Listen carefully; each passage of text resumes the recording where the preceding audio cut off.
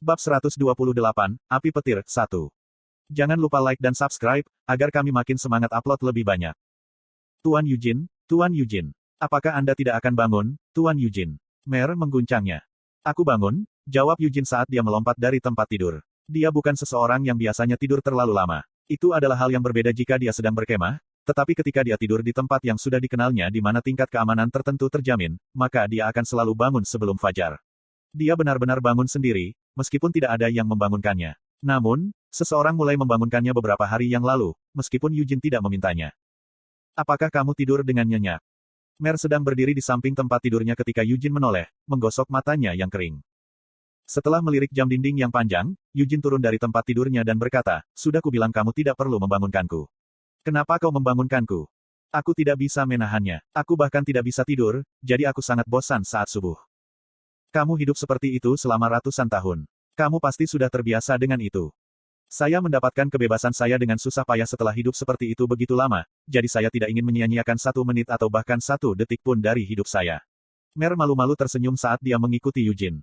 Mer telah berhenti mengenakan jubah khasnya dan topi penyihir. Sebagai gantinya, dia mengenakan pakaian yang biasanya dikenakan oleh gadis biasa berusia 10 tahun.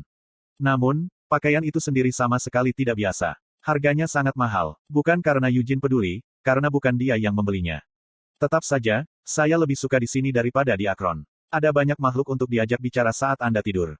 Mer berlari di belakang Eugene dan mengobrol. Mendengarkan suaranya yang ceria, Eugene berdiri di depan cermin. Dengan tangannya, Eugene dengan kasar menyisir rambutnya yang acak-acakan ke belakang dan memberi isyarat kepada Mer. "Beri aku ruang." "Oke." Mer tidak pergi jauh, dia hanya menyandarkan dahinya ke dinding di dekatnya. Sementara itu, Eugene membuka kancing piyamanya dan membuka lemari pakaian. Lemarinya lebar, tapi satu-satunya pakaian di dalamnya adalah pakaian seni bela diri yang mirip. Jenis pakaian lain ada di ruang ganti yang terpisah.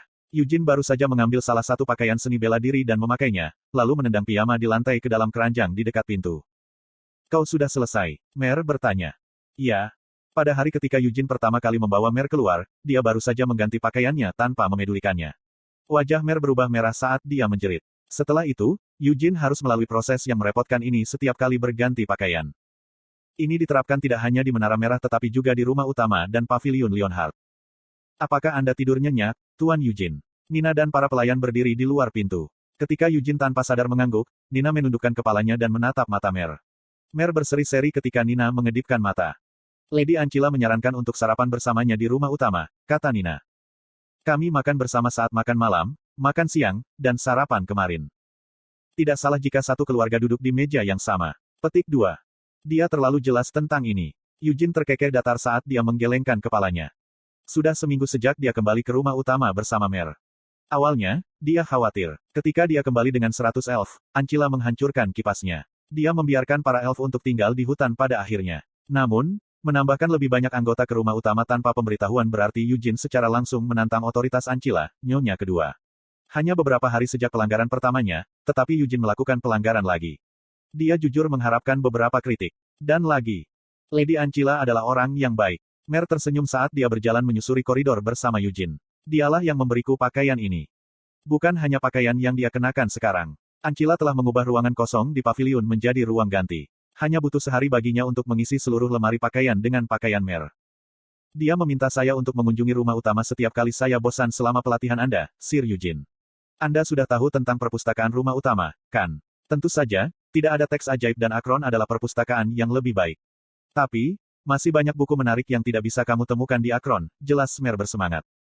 Eugene tidak mendengar sedikit pun kritik. Sebaliknya, Ancilla menyambut Mer. Dia juga pernah mendengar tentang Arot di rumah utama Leonhardt. Meskipun lawan memiliki beberapa batasan, Eugene tetap memenangkan pertarungan melawan Master Menara Arot yang bangga. Kemenangan itu bukan hanya untuk dinikmati Eugene. Semakin banyak prestasi yang dimiliki Eugene, semakin tinggi status Leonhardt. Dengan kemenangan itu saja, Ancilla bisa menekan kekesalannya terhadap para elf. Apa masalah besar menambahkan gadis yang sangat kecil dan imut? Ancilla bukanlah istri pertama, tetapi meskipun demikian, dia ingin menjadikan salah satu anaknya sebagai patriark.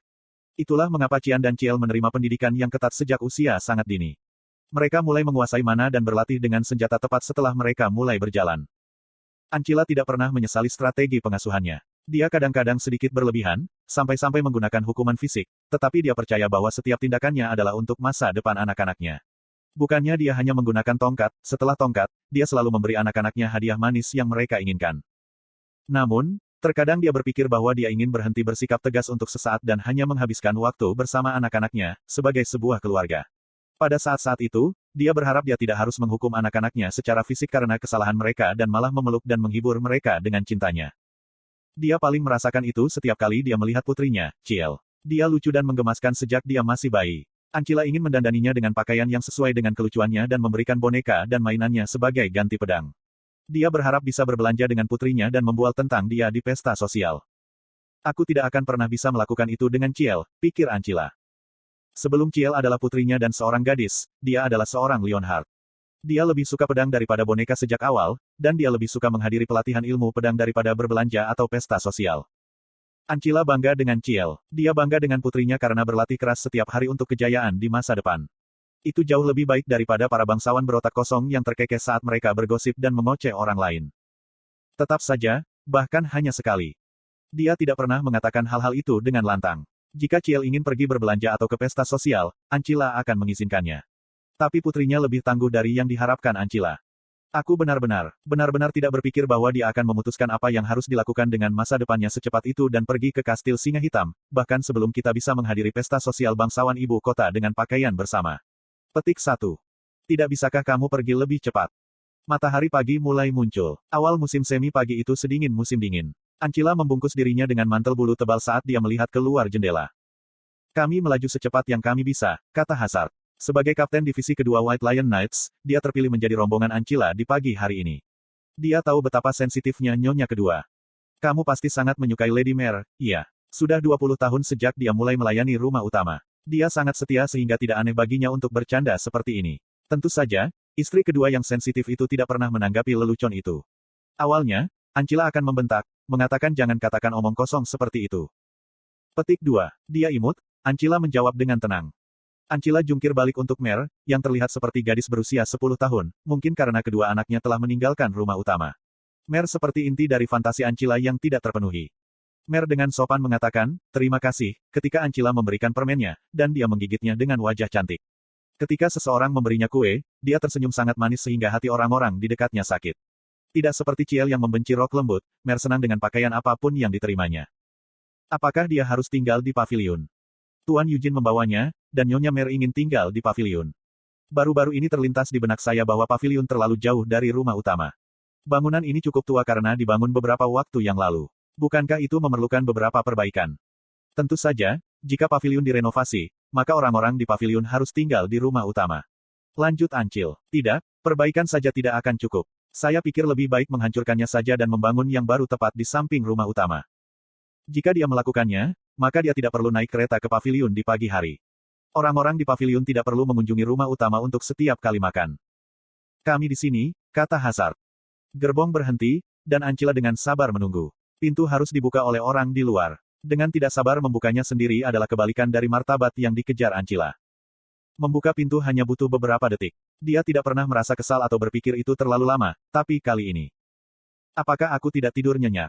Mengapa saya merasa Hazard sangat lamban hari ini? Pintu segera terbuka. Itu karena Hazard merasakan kekesalan Ancila, maka ia segera turun dari gerbong dan mengawal Ancila. Saat dia turun, dia bisa merasakan udara dingin.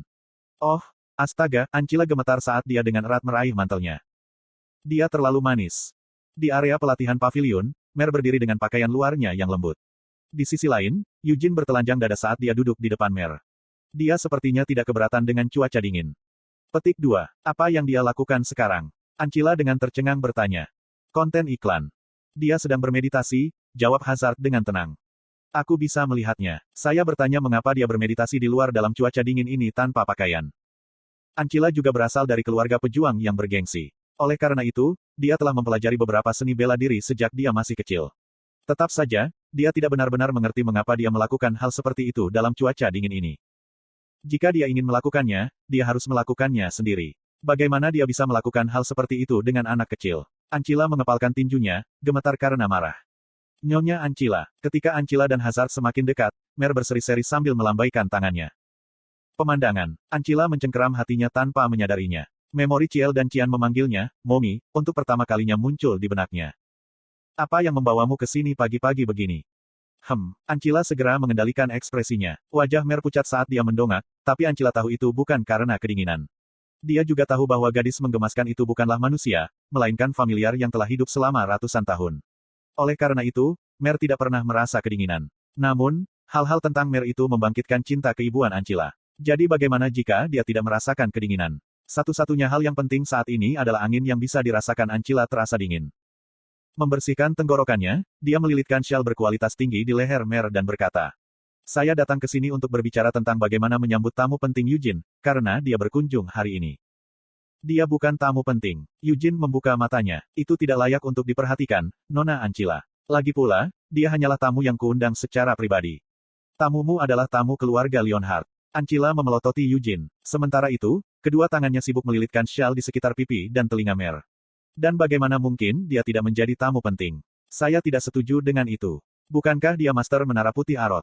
Surat Melkit El Haya dari Arot telah tiba tadi malam. Dia menulis bahwa dia akan mengunjungi rumah utama Leonhard hari ini, karena dia sekarang siap. Yah, dia. Tapi dia berkunjung karena alasan pribadi. Jadi jika kamu bisa membuka gerbang warp, Eugene terdiam.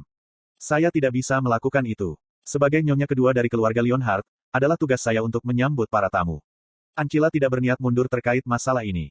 Hubungan dengan selebriti seperti Tower Master adalah sesuatu yang tidak bisa dibeli. Tentu saja, ada Red Tower Master, Lovelian. Dia sering bertemu dengannya, karena dia adalah kenalan Gillette dan dia telah mengunjungi rumah Leonhard setiap tahun setelah dia berpartisipasi dalam upacara kelanjutan garis keturunan. Sekarang, selain Master Menara Merah, dia juga akan bertemu dengan Master Menara Putih.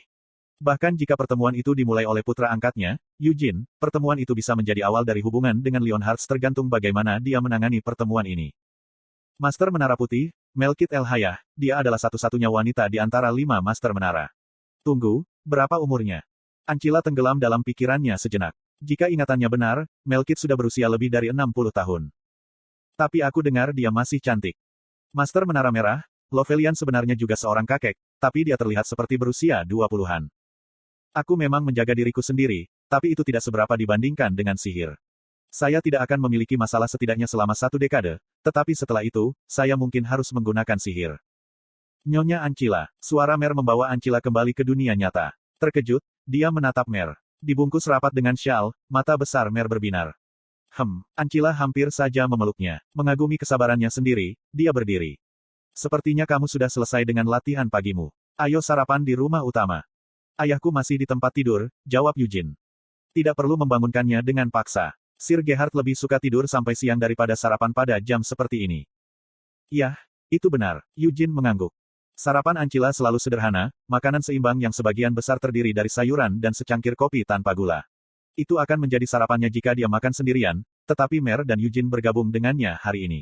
Sarapan menjadi sangat berlebihan sehingga sulit untuk menyebutnya sarapan. Daging, dan daging, hidangan daging termasuk babi, sapi, dan ayam berjejer di atas meja seperti parade. Eugene memiliki daging untuk hampir setiap kali makan. Itu juga sama untuk Mer. Selain makanan penutup yang manis dan lembut, Mer menyukai semuanya asalkan enak. Meskipun aroma hidangan ini cukup membuat perut Ancila kesal, dan dia sebenarnya tidak memilikinya, dia dengan senang hati memperhatikan Mer makan. Aku harus merekrut lebih banyak juru masak, pikir Ancila. Tapi, sudah ada banyak juru masak di rumah utama. Apalagi, mereka semua adalah ahli yang bisa disebut sebagai yang terbaik di kerajaan Kiel. Koki di Kiel tidak akan cukup. Bukankah Mer tidak makan apa-apa selama ratusan tahun? Saya akan memberinya begitu banyak hidangan yang akan menggantikan waktunya. Ancila membuat janji pada dirinya sendiri. Melkit tiba sedikit setelah tengah hari.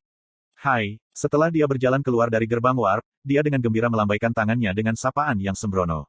Dia mengenakan mantel yang hampir menutupi pergelangan kakinya, dan mantel itu sangat halus hingga 2 kali lipat ukuran Melkit. Ancila telah membayangkan seorang master menara yang serius, tetapi Melkit tidak seperti itu. Selamat datang di rumah hati singa. Ancila tidak kehilangan harga dirinya yang berharga, meskipun dia bingung. Mengangkat kacamata hitam bermotif macan tutulnya, Melkit menatap Ancila. Dan siapa Anda? Petik 2. Aku adalah istri kedua patriark, Ancila Leonhard. Aha, Anda tidak harus keluar dan menyapa saya seperti ini, saya mendengar banyak tentang Anda dari Master Menara Merah. Melkit mendekati Ancila, menyeringai. Aku mengunjungi rumah utama Leonhard yang bergengsi, bukankah tidak sopan datang dengan tangan kosong? Jadi saya membawa hadiah yang menurut saya cocok untuk Anda, Nona Ancila. Hadiah. Kamu tidak perlu melakukan itu. Ayolah, jangan menolak. Saya pikir Anda akan sangat menyukainya ketika Anda mengetahui apa hadiah saya. Mencondongkan tubuh sedikit ke depan, Melkit membisikkan sesuatu kepada Ancila, yang ekspresinya sedikit berubah di saat berikutnya. Membersihkan tenggorokannya, Ancila mengangguk. Hadiah apa yang kamu bawa? Eugene bertanya sambil menatap Ancila yang kembali dengan para ksatria. Sebotol ramuan peremajaan, jawab Melkit. Maaf. Selain sihir pemanggilan roh, Menara Putih juga berurusan dengan alkimia. Saya bukan ahli alkimia, tapi saya memiliki alkemis terbaik Arot sebagai bawahan. Melkit menyilangkan lengannya, membual. Sebenarnya itu bukan ramuan peremajaan. Ini lebih merupakan perawatan kulit. Tetap saja, apakah Anda tahu betapa mahalnya itu? Kami hanya mengirimkannya ke keluarga kerajaan Arot. Minat mereka bertepatan. Sama seperti Ancila yang menginginkan hubungan dengan White Tower Master, Melkit juga menginginkan hubungan dengan keluarga Leonhard. Aku memanggang alkemisku untuk membawakanmu hadiah ini hari ini. Apa-apaan itu? Eugene bertanya sambil memiringkan kepalanya, tapi Melkit tidak menjawab. Dia hanya menyeringai. Apa terburu-buru? Anda akan segera melihat. Sejujurnya, aku ingin menunjukkannya padamu sekarang. Dia mengangkat kepalanya dan melihat sekeliling hutan Leonhard. Pertama, biarkan aku membawamu ke paviliun. Eugene menawarkan. Lampiran, apakah Anda serius meminta pemanggil roh untuk meninggalkan hutan ini untuk paviliun yang membosankan? Konyol, gumam Melkit saat dia gemetar. Hutan begitu hijau sehingga sulit dipercaya cuacanya dingin hari ini. Mana sangat melimpah di hutan. Sebagai pemanggil roh agung, Melkit bisa merasakan betapa konyolnya hutan ini. Aku belum pernah melihat hutan dengan roh sebanyak ini, Melkit dengan pelan berbicara sambil menurunkan dirinya ke tanah. Dia tidak hanya mengontrak Raja Roh Petir, tetapi juga Raja Roh Bumi. Oleh karena itu, dia bisa merasakan berapa banyak roh yang tinggal di tanah ini. Petik 2. Bisakah aku tinggal di sini? Tidak, kamu tidak bisa, jawab Eugene tanpa ragu-ragu.